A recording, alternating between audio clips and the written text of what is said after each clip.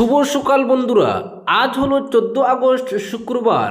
আজকের সকালের বিশেষ বিশেষ খবর হলো কৃপানাথ মালার বিরুদ্ধে আইনি লড়াইয়ে সুপ্রিম কোর্টে জয় হাফিজ রশিদ আহমেদ চৌধুরীর। ভোটের ফলাফলে কারচুপির অভিযোগের জেরে ফের বিচারের সুযোগ হাইকোর্টে। আইনি লড়াই এখনও শেষ হয়নি বটে, কিন্তু ভোটে কারচুপির বিরুদ্ধে সাংসদ কৃপানাথ মালার বিরুদ্ধে মামলায় প্রথম ধাপে জয়ী হলেন হাফিজ রশিদ আহমেদ চৌধুরী। গুয়াহাটি হাইকোর্ট পদ্ধতিগত কারণে তার আবেদন খারিজ করে দিলেও সুপ্রিম কোর্টে লড়াইয়ে জয়ী হয়েছেন তিনি। হাইকোর্টের রায়ের বিপক্ষে কথা বলেছে সুপ্রিম কোর্ট, ফলে সাংসদ কৃপানাথের বিরুদ্ধে তার মূল ইলেকশন পিটিশনের বিচার এখন ফের শুরু হতে পারে গুয়াহাটি হাইকোর্টে। 2024 সালের লোকসভা ভোটে করিমগঞ্জ কেন্দ্রে বিজেপি প্রার্থী কৃপানাথ মালা 5,45,093 ভোট পেয়ে জয়ী হন। কংগ্রেস প্রার্থী হাফিজ রশিদ আহমেদ চৌধুরী পান 5,26,733 ভোট। দুই প্রার্থীর মধ্যে মাত্র 18,360 ভোটের ব্যবধান ছিল। তাই হাফিজ রশিদ আহমেদ চৌধুরী নির্বাচনী ফলাফলকে চ্যালেঞ্জ করে আদালতের দ্বারস্থ হন। ভোটের ফলাফলে কারচুপির অভিযোগও আনেন তিনি, কিন্তু পদ্ধতিগত কারণ দেখিয়ে হাইকোর্ট তার মামলা খারিজ করে দেয়। গুয়াহাটি হাইকোর্টে কৃপানাথ মালার আইনজীবী নির্বাচন পিটিশনের উপস্থাপন এবং অ্যাটেস্টেশন সংক্রান্ত আইনের ত্রুটির অভিযোগ তুলে মামলা খারিজের আবেদন জানান। এই ভিত্তিতে 2025 সালের 4 এপ্রিল হাইকোর্ট সেই আবেদন মঞ্জুর করে হাফিজ রশিদের দাখিল করা মূল নির্বাচন পিটিশনও খারিজ করে দেয়। হাইকোর্ট নির্বাচন সংক্রান্ত মূল অভিযোগের বিচার না করে প্রক্রিয়াগত প্রশ্নের ভিত্তিতে মামলা খারিজ করে দেওয়া হয়। তাই হাইকোর্টের রায়ের বিরুদ্ধে সুপ্রিম কোর্টে আবেদন করেন হাফিজ রশিদ। দফায় দফায় শুনানি নিয়ে সুপ্রিম কোর্ট জানিয়েছে, যেসব পদ্ধতিগত কারণ দেখিয়ে হাইকোর্ট মামলা খারিজ করেছে সেটা মামলা খারিজের কারণ হতে পারে না। আবেদনে অ্যাটেস্টেশন সংক্রান্ত এসব বিষয় ধর্তব্যের মধ্যে আনা যায় না। বিচারপতির পর্যবেক্ষণে সেটাই বলা হয়েছে। তবে মামলার চূড়ান্ত রায়ের প্রতিলিপি এখনও সামনে আসেনি। তবে বিচারপতির পর্যবেক্ষণ থেকে মনে করা হচ্ছে যে হাইকোর্টে তার নির্বাচন পিটিশনের বিচার প্রক্রিয়া ফের শুরু হবে। শুধুমাত্র প্রক্রিয়াগত কারণ বিচার না করে নির্বাচনের ফলাফলকে ঘিরে উত্থাপিত মূল অভিযোগগুলি এখন বিচার হবে হাইকোর্টে। পরবর্তী খবরটি হল তীব্র দাবদাহ। কাছাড়ে আজ থেকে সকাল 7:30টায় স্কুল। পোশাক বিধিতে শিথিলতা আনতে স্কুল প্রধানদের পরামর্শ। তীব্র দাবদাহ ও প্রচণ্ড গরমের জেরে নাজেহাল জনজীবন।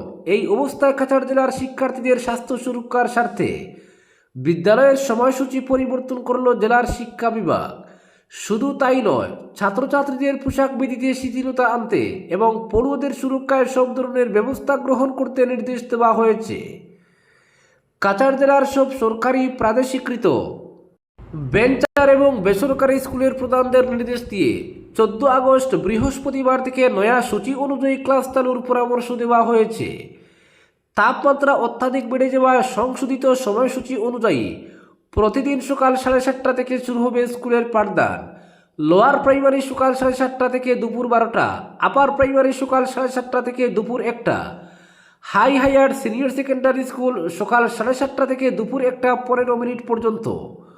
পরবর্তী নির্দেশ না আসা পর্যন্ত বা পরিস্থিতি স্বাভাবিক না হওয়া পর্যন্ত এই সময়সূচি মেনে চলতে হবে প্রতিটি স্কুল কর্তৃপক্ষকে। বৃহস্পতিবার স্কুল প্রধানদের উদ্দেশ্যে এ সংক্রান্ত নির্দেশ জারি করেছেন ডিস্ট্রিক্ট এলিমেন্টারি এডুকেশন অফিসার তথা স্কুল ইন্সপেক্টর মিঠুন জহরি।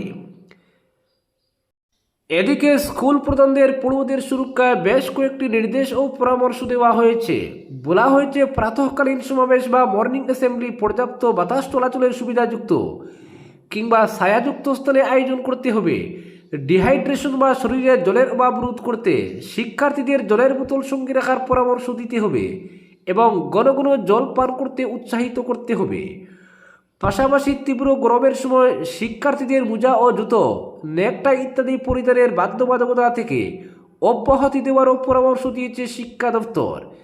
এছাড়াও জেলায় চলমান তীব্র তাপপ্রবাহের জেরে কোনো শিক্ষার্থী অসুস্থ হয়ে পড়লে তাকে অবিলম্বে চিকিৎসা সহায়তা প্রদান করতে হবে।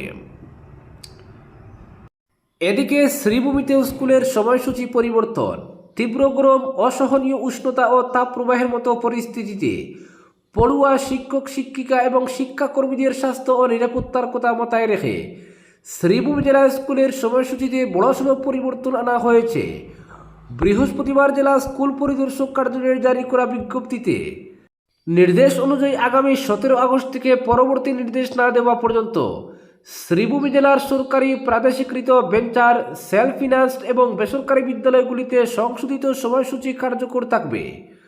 নতুন নির্দেশ অনুযায়ী এলপি স্কুলের পঠন পাঠন চলবে সকাল 7:30 থেকে বেলা 11:30 পর্যন্ত। এমই স্কুলের সময় নির্ধারণ করা হয়েছে সকাল 7:30 থেকে দুপুর 12টা পর্যন্ত।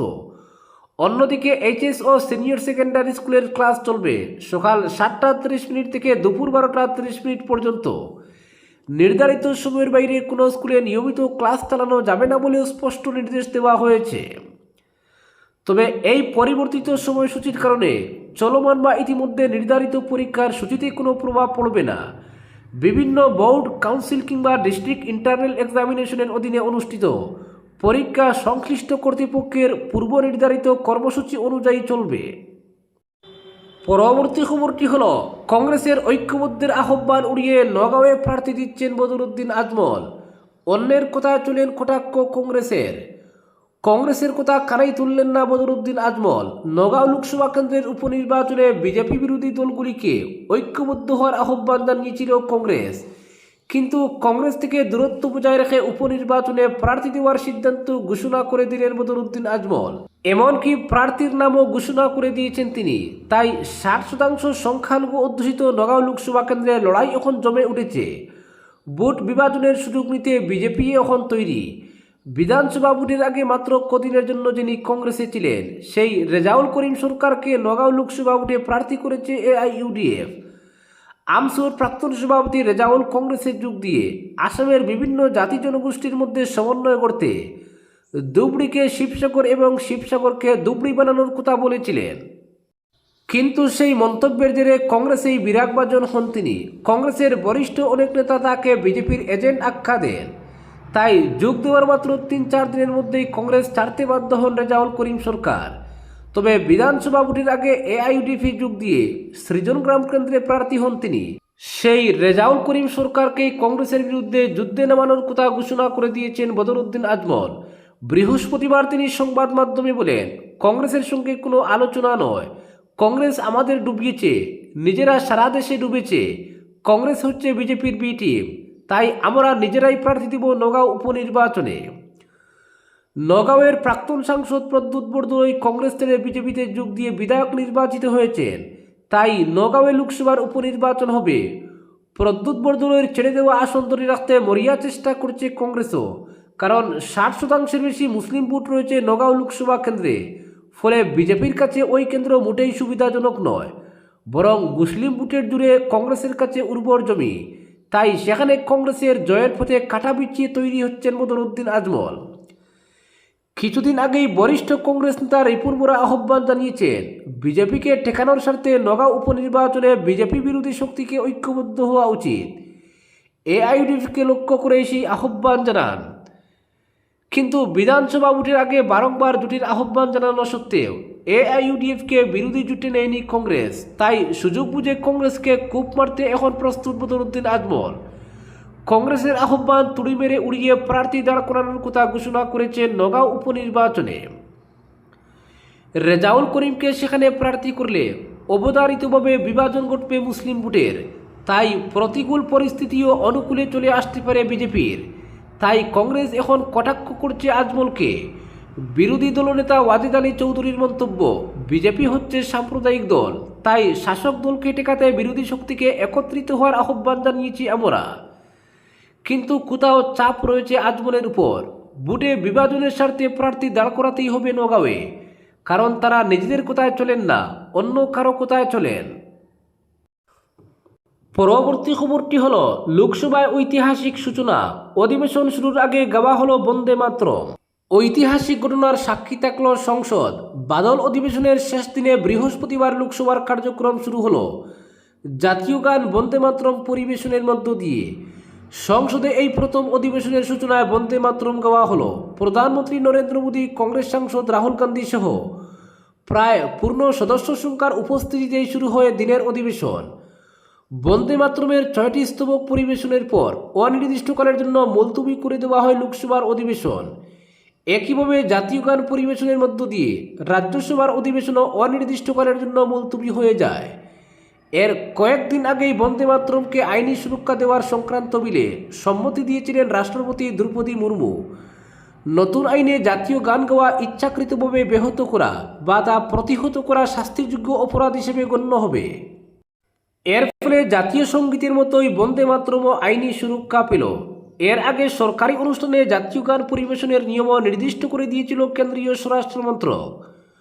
গত 28 জানুয়ারি জারি করা নির্দেশিকায় বলা হয়েছিল, রাষ্ট্রপতির আগমন, জাতীয় পতাকা উত্তোলন এবং রাজ্যপালদের ভাষণের মতো গুরুত্বপূর্ণ অনুষ্ঠানে বন্দে মাতরমের 6টি স্তবক পরিবেশন করতে হবে।